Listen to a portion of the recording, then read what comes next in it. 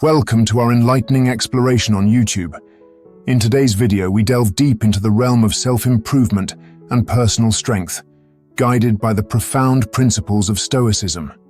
Our focus is a critical analysis of 9 habits that, often unknowingly, sap our strength and hinder our journey towards becoming our strongest selves.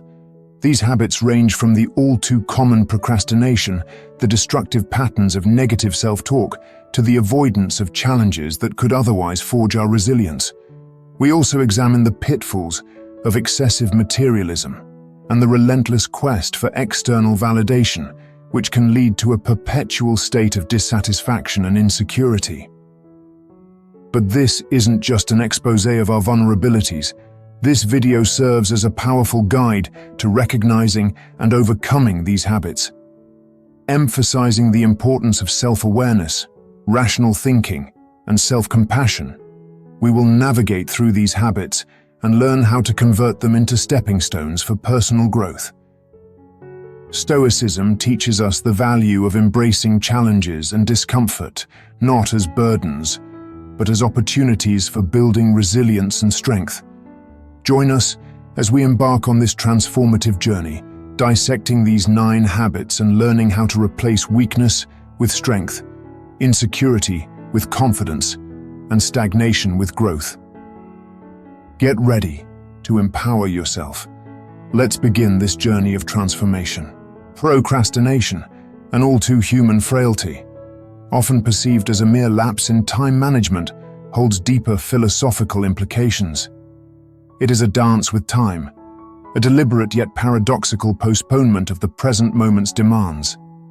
This habitual deferral transforms not only our relationship with tasks and responsibilities, but also alters our existential engagement with life itself. Embarking on this path, one finds themselves in a labyrinthine cycle of unproductivity. Each delay, while seemingly a respite, compounds an insidious stress, a weight that grows heavier with each passing moment. The irony lies in the pursuit of ease and comfort through procrastination, which instead begets a gnawing sense of unease. This dissonance is akin to a Sisyphean struggle, where each decision to delay adds another stone to our burden. Moreover, procrastination breeds a subtle yet profound sense of failure, not solely in our tasks, but in our very being. It challenges the Stoic ideals of self-control and rational action.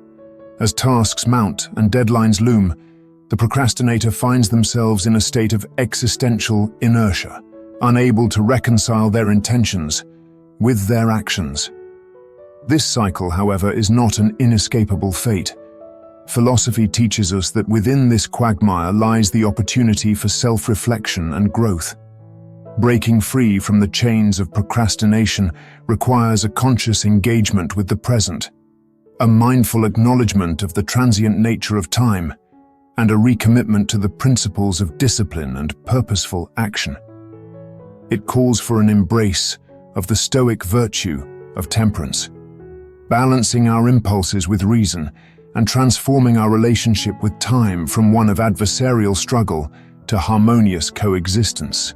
In the intricate tapestry of the human psyche, negative self-talk emerges as a persistent and shadowy thread, weaving patterns of doubt and self-critique into the fabric of our consciousness.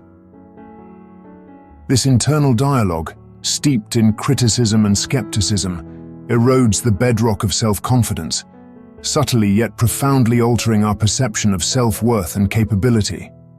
Philosophically, this relentless self-scrutiny is akin to a myopic lens, distorting our view of the self and obscuring our innate potential. Each negative thought acts as a chisel, gradually sculpting a self-image marred by perceived inadequacies and failures. The danger lies not merely in the act of self-criticism, but in its transformation into a self-fulfilling prophecy, a vicious cycle where negative perceptions fuel negative outcomes, which in turn reinforce the negative perceptions. This phenomenon echoes the existentialist concern of bad faith, a betrayal of one's true nature through the adoption of false beliefs about oneself. By succumbing to negative self-talk, one drifts further from authentic self-realization and closer to a constructed persona of inadequacy. However, within this philosophical quandary lies the potential for liberation. Recognizing the power of the mind to shape reality, one can challenge and reframe these internal narratives. This process requires a Socratic level of self-examination, questioning the validity of our self-imposed limitations and an Aristotelian pursuit of virtue through balanced self-perception. The journey towards overcoming negative self-talk is not merely a psychological endeavor, but a philosophical pilgrimage back to the core of one's being, rediscovering the unwavering strength and worth that resides within. In the grand philosophical narrative of human existence, the act of avoiding challenges represents a significant deviation from the path of self-actualization and growth. This evasion, often rooted in a primal fear of the unknown or failure, stands as a testament to a self-imposed confinement within the comfortable and familiar. Yet, in this refuge of safety, the vital essence of personal growth and resilience lies dormant, untapped. The Stoic philosophers, with their emphasis on embracing adversity, posited that it is through the crucible of challenges that the soul is refined and the character is fortified. By shying away from difficulties and new experiences, one inadvertently denies oneself the rich tapestry of life's lessons and the opportunity to forge an indomitable spirit. This self-restriction not only limits personal development, but also hinders the cultivation of resilience, the very quality needed to navigate life's unpredictable waters. In the words of Nietzsche, "What does not kill me makes me stronger," lies a profound truth. The act of facing and overcoming obstacles is integral to the human experience. It is through these trials that wisdom is gained, inner strength is built, and the depth of our character is revealed. Thus, the philosophical imperative is clear. To grow, one must step beyond the comfort zone, embracing challenges as opportunities for transformation. In this journey, resilience emerges not as an inherent trait, but as a sculpted masterpiece shaped by the continuous overcoming of life's hurdles. The avoidance of challenges, therefore, is not merely a passive act, but a philosophical forfeit of the opportunity to evolve into the fullest expression of our potential. In the grand theater of human existence, the narrative of excessive materialism plays a poignant role. It begins with a seemingly innocuous desire for material possessions, a natural inclination in our quest for comfort and security. However, when this desire amplifies into an overemphasis, it spirals into a Sisyphean pursuit of the ephemeral, leading souls into a labyrinth of perpetual dissatisfaction. The philosophical crux of this issue lies in the misalignment between the pursuit of material wealth and the essence of true happiness. As the great thinkers from Buddha to Epicurus have articulated, happiness is often rooted in the non-material, the intangible tapestry of relationships, experiences, and inner peace. The relentless chase after material possessions, driven by a consumerist ethos, eclipses the profound joys derived from simpler, more profound aspects of life.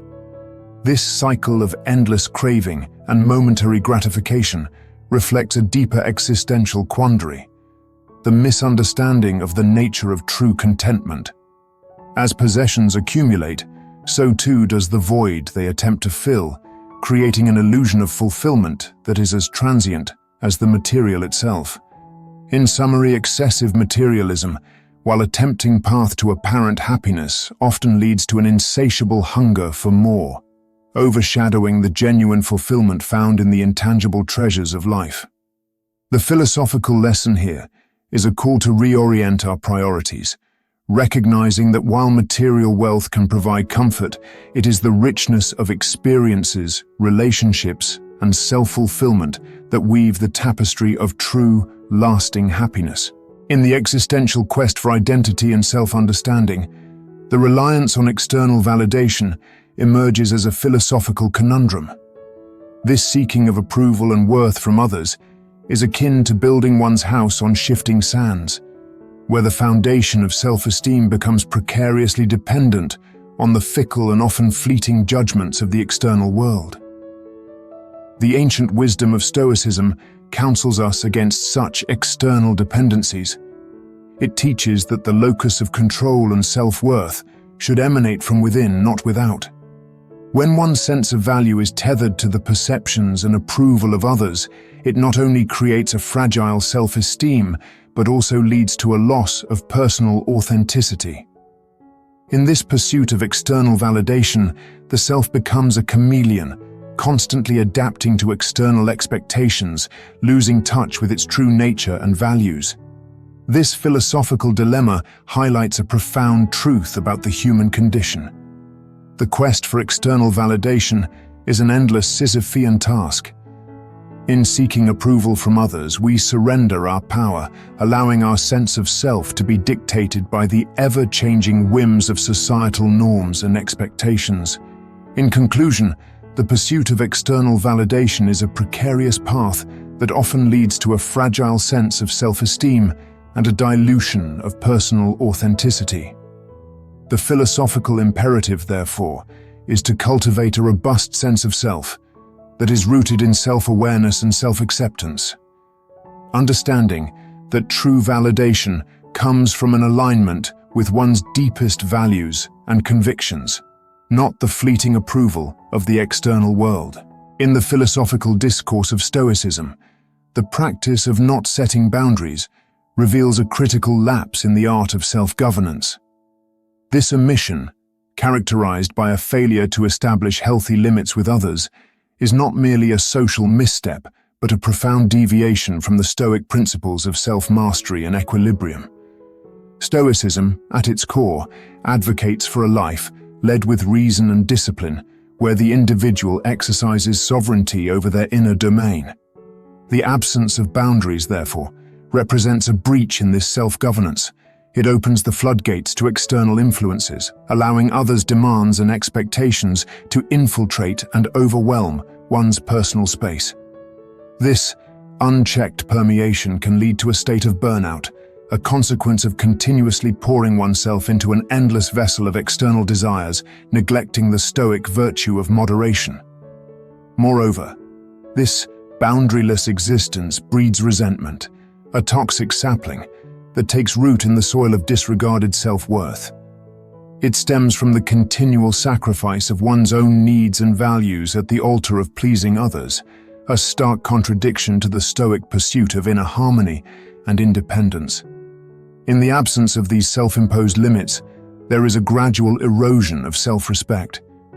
The Stoic philosophy teaches that respect for oneself is paramount, as it is the cornerstone of moral integrity and personal dignity. To forego boundaries is to blur the lines of self-respect, allowing the self to be diminished and overshadowed by the will of others. In essence, the failure to set boundaries is antithetical to the Stoic ethos of self-control, wisdom, and inner fortitude. It is a relinquishment of the reins that guide one's chariot through the journey of life, leading to a path where burnout, resentment, and loss of self-respect become inevitable destinations. The Stoic remedy lies in reclaiming these reins, establishing firm boundaries that reflect a deep understanding and respect for one's values, limits, and worth. In the grand philosophical journey of selfhood, the neglect of self-care emerges as a fundamental paradox. This lack, encompassing the physical, mental, and emotional realms, signifies not merely an oversight, but a profound dissonance with the principles of holistic well-being. Such neglect is akin to a gardener ignoring the very garden they are meant to nurture, leading inevitably to a landscape of withering potential. This neglect manifests most acutely in the phenomenon of burnout, a state of exhaustive depletion, where one's inner resources are drained, leaving a barren field where creativity and vitality once flourished. This state of being is not just a temporary ailment, it is a profound existential crisis that echoes the Socratic warning of an unexamined life, a life lived in neglect of the self. Moreover, this disregard for self-care precipitates a decrease in overall life satisfaction. As the ancient Stoics professed, the harmony between body, mind, and soul is essential for a life of contentment and purpose. To neglect any aspect of this trinity is to hobble one's journey towards eudaimonia, the flourishing of human life in its fullest expression. In sum, the issue of self-care, or its lack thereof, is not merely a personal concern but a philosophical imperative. It calls for a reorientation of priorities, placing the self not as an afterthought but as the central focus of care and attention. For in nurturing the self, we lay the foundations for a life rich in satisfaction, resilience, and joy. A life that resonates with the deepest truths of our existence. In the philosophical exploration of the human condition, the inability to accept failure emerges as a significant impediment to the odyssey of self-actualization. This perception of failure, seen not as a stepping stone, but as a dire reflection of self-worth, entangles the individual in a web of self-doubt and apprehension. It marks a departure from the Aristotelian concept of eudaimonia, the flourishing of life through embracing all experiences, including those of failure. This rigid view of failure as an identity-defining nemesis stifles personal development. It is a shackling fear that hinders the courage to venture into the unknown, to experiment, and to grow. As the Stoic philosophers suggest, it is not the event of failure itself that distresses us, but our interpretation of it. By equating failure with a decrease in self-worth, one eschews the rich insights and resilience that come from navigating through setbacks. Furthermore, this aversion to failure breeds a fear of trying new things, a self-imposed exile from the dynamic realm of learning and exploration. It is a philosophical paradox. To avoid failure is to fail in the most fundamental aspect of living, the continual evolution and expansion of the self. In sum, the challenge is not to avoid failure, but to reframe it. This involves a shift from viewing failure as a shadow on one's identity to seeing it as an invaluable teacher and catalyst for growth. Embracing failure as an integral part of the learning process fosters resilience, adaptability, and a more profound engagement with the journey of life. In this acceptance lies the key to unlocking the full spectrum of personal development and the boundless potential within each individual.